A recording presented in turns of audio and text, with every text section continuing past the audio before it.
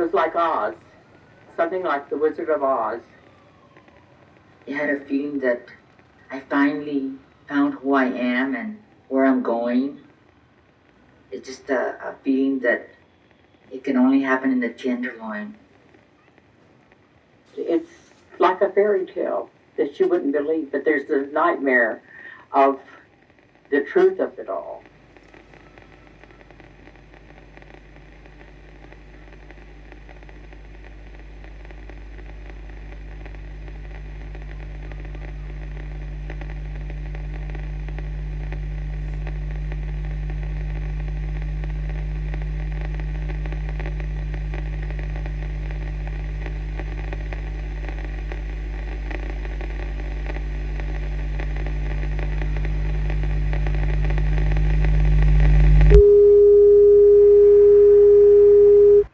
There was so much pain and rejection there from families that had disowned their children.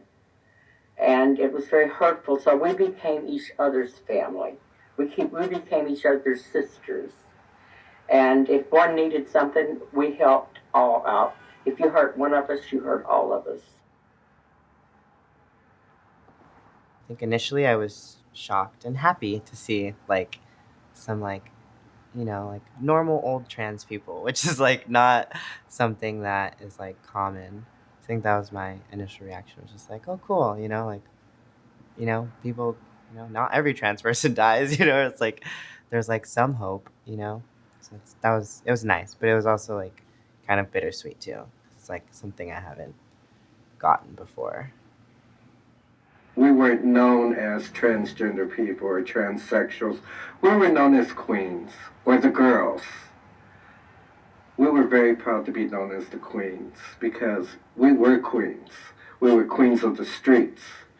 We ruled the streets. We had to walk the streets. That was our turf. It's like looking at myself. It is satisfying, to say the least.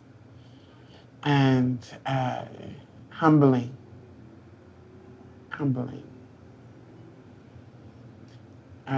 Because I feel so blessed.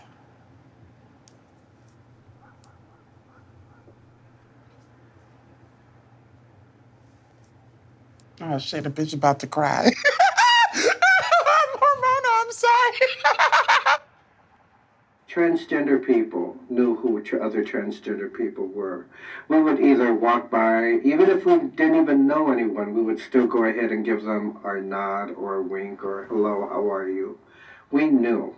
Like gaydar, well, we knew who was the girl, who was the queen, who was the sister. That was the wonderful thing about it. I remember that feeling from a very young age.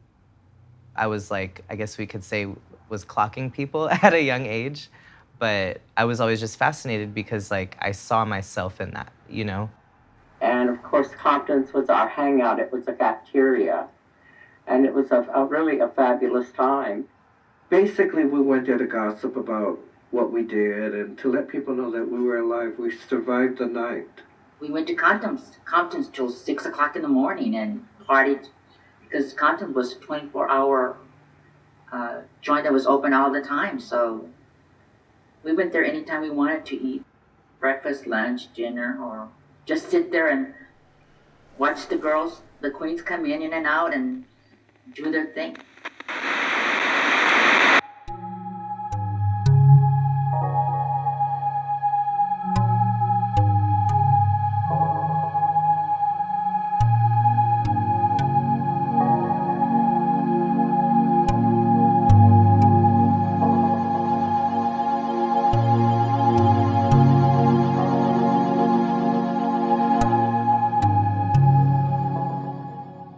I, in many ways, really like thwarting people's ideas of gender. It also is pretty scary sometimes to be in drag, especially Beijing opera drag, because then they really don't know what the fuck I am. They don't know what gender I am. They don't know what species I am. People look at you like, what is this? I've never seen something like this before. And, just like art and fashion, it can inspire people, or it's going to get hatred for it because it's not understood or it's out of the box. But that's how you should feel like you should feel like you're a work of art. I derive this really powerful feeling of having power and of being in control because I'm commanding everyone's gaze, everyone's view, everyone's thoughts. They are forced to look at me simply because of how I've decorated my body. You go in and there's a little bit of everything in there. There were drag queens, there were gay guys, there were straight people. The straight people came to look at us. They wanted to know what was going on and why we were having such a good time, I guess. Everybody would die for window seats just to show up whatever the people that were walking back and forth or walking by, or there were tables of drag queens, female impersonators, transgenders, hustlers, and every time the door opened, everybody looked to see who was coming. Because as soon as that door opened, everybody wanted to parade their fashion and be gorgeous.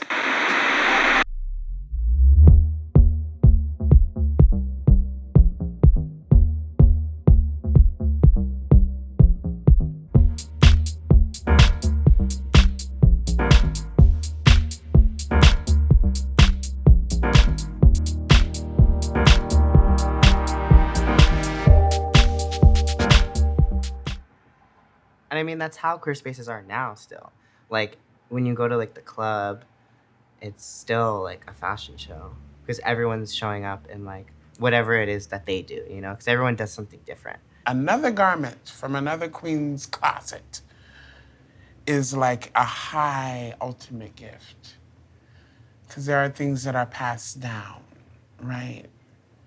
And there are pieces that I have that are passed down. They were worn and created by one queen, given to another queen. That queen passed, and then she's given it to another queen. And that queen gave it to me.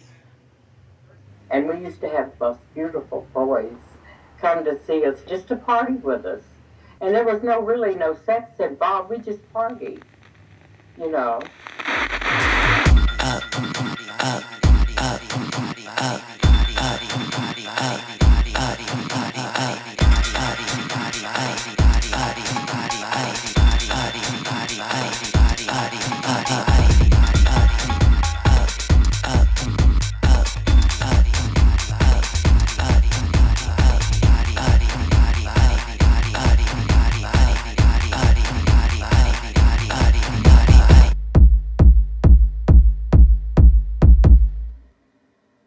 And then, of course, there was sex involved sometimes.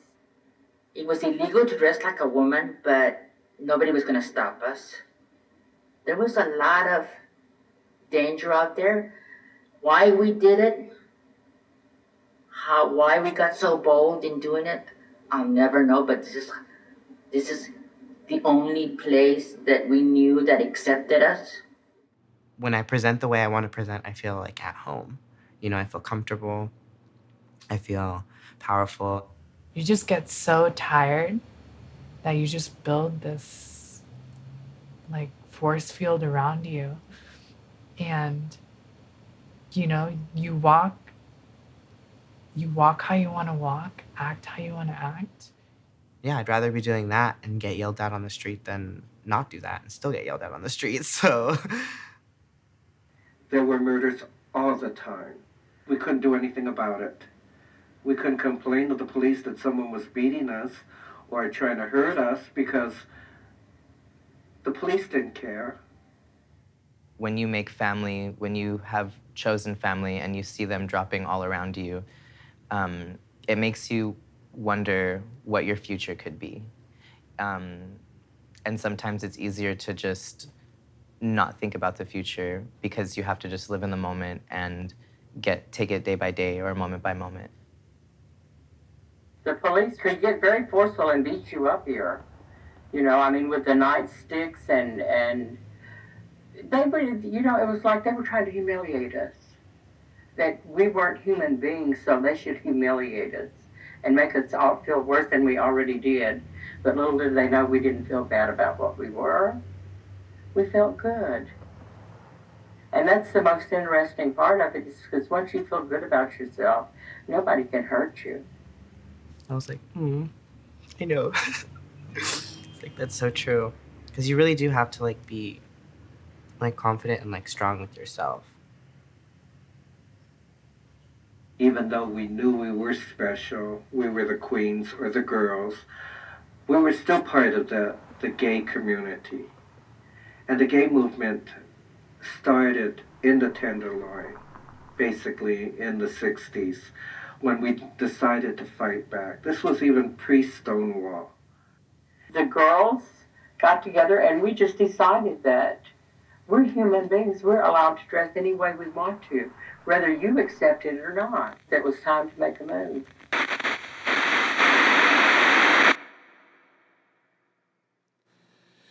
As we go marching, marching, unnumbered women dead. It was in around August of 1966, and the police pulled up to Compton's. There was a lot of rage and death, like in the headlines and in the air. They come down there to raid Compton's to begin with. That's what it was all about. They were going to raid Compton's and take over all the girls to jail, and they just got fed up. They're crying through our singing, their ancient cry for bread. We screamed at the police, telling them to stop harassing us. There was tables turned over and sugar shakers flying. Hearts, love, and beauty. August of 1966, where we are standing, trans people, we're protesting police abuse. All the sugar shakers went through the windows and the glass doors.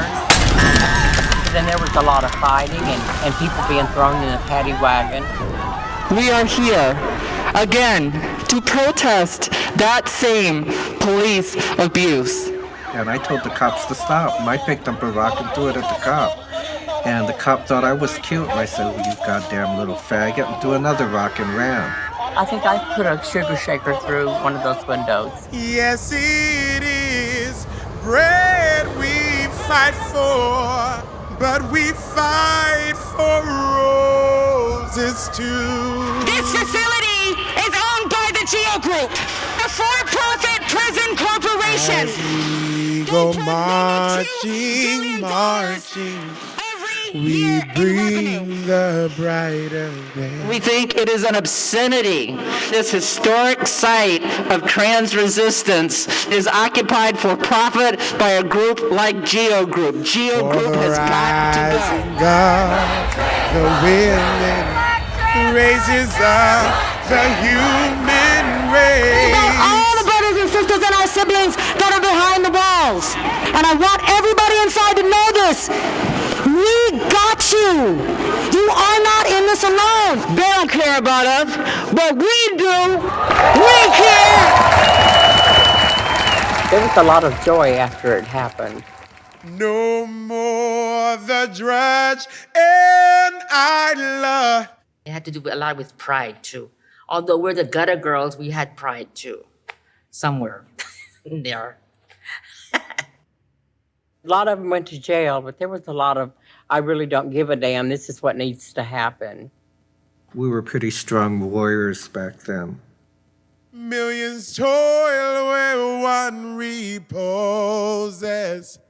It felt good. It felt good that this transformation had happened.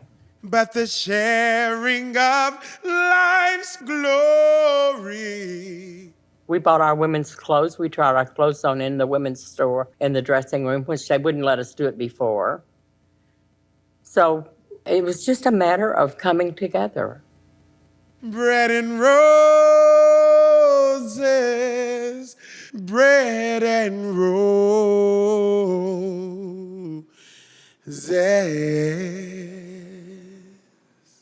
Out of Compton's came some very beautiful, beautiful women.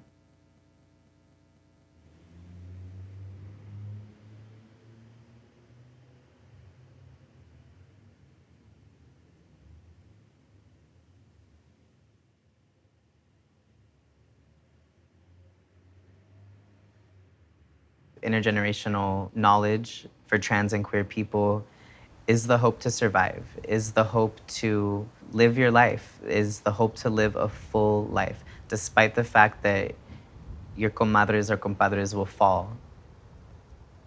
Because who you become, the generations that come after you rely on that. They rely on who you become.